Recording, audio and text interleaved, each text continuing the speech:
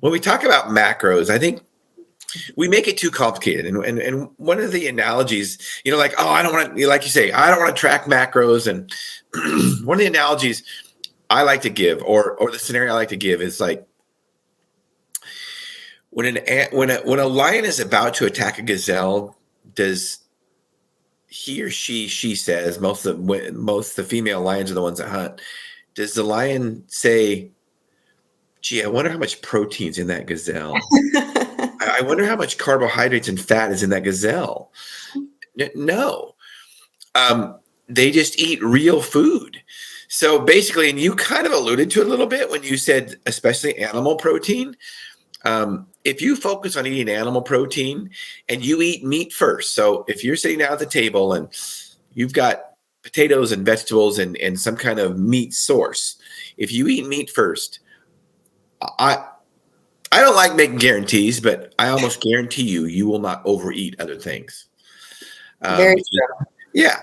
I do that in my diet. And meat is very satiating. It's just, it's very satiating. It makes you feel full. So all of a sudden you don't want that extra scoop of mashed potatoes or that extra scoop of vegetables. And regardless, if vegetables and fruit are not necessarily bad for us, I get it, but they are extra calories. Right. So maximize your protein and you will be satiated sooner. 100%. And I think that's so important. And one of the things that, Kendall teaches us, of course, in his research, and also Dr. Ted Naiman, we're not just looking at the satiation factor of protein as a macronutrient. I really like to dive into the micronutrients. The work of Dr. Georgia Ede is fantastic on this. Her website is Diagnosis Diet. I trained with her, and she has a cool breakdown on she's got an article on her website, Meet the Ultimate Superfood ?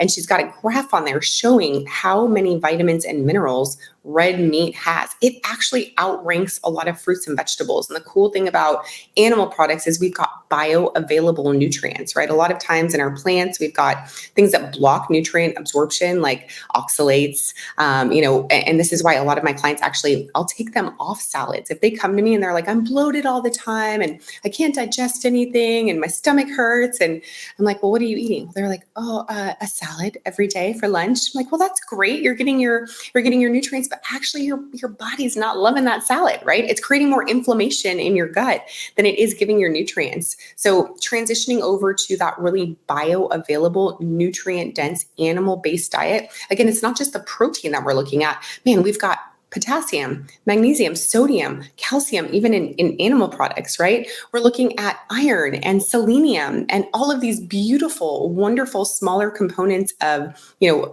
food, but particularly animal products that increase satiation. Because when you think about the physiological, natural drive for hunger, what are we trying to do? We're trying to feed and fuel our body. It's a biological drive.